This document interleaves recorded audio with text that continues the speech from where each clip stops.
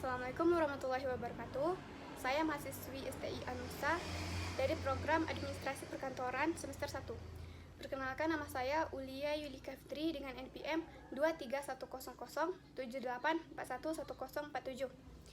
Video ini saya buat untuk memenuhi tugas ujian tengah semester mata kuliah Ilmu Pengantar Komputer dengan dosen pengampu Bapak Ariska Eskom Mkom. Baik, langsung saja ke pertanyaan pertama, yaitu jelaskan yang dimaksud dengan komputer beserta dengan perkembangannya. Langsung saja, secara umum, definisi komputer itu adalah perangkat elektronik yang menerima masukan yang disebut juga dengan input, dan seterusnya melakukan pengolahan yang disebut juga dengan proses untuk menghasilkan keluaran yang disebut juga dengan output berupa informasi. Perkembangan komputer. Perkembangan komputer dapat dikelompokkan menjadi sejarah perkembangan teknologi perangkat keras, hardware, dan juga sejarah perkembangan teknologi perangkat lunak, software. Langsung saja ke perkembangan hardware. Perkembangan hardware dimulai dari komputer generasi pertama, yaitu 1940 hingga 1959. Komputer generasi kedua dimulai dari 1959 hingga 1964.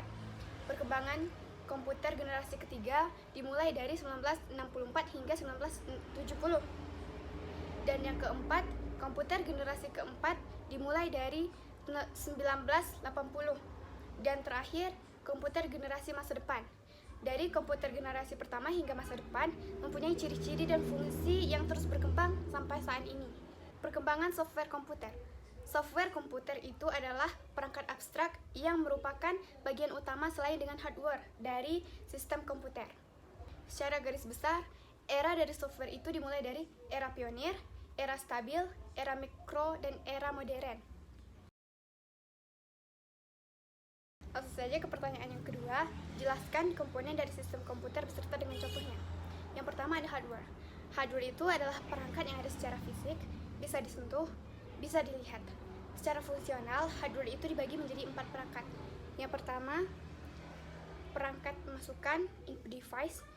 Yang kedua, perangkat proses device. Yang ketiga, perangkat keluaran, output device. Yang terakhir, itu ada perangkat penyimpanan, memori atau storage device. Contoh dari hardware itu adalah mouse, keyboard, dan lain-lain. Yang kedua itu ada software. Software merupakan data yang diprogram, disimpan di format secara digital. Software merupakan komponen abstrak dari susunan sistem komputer.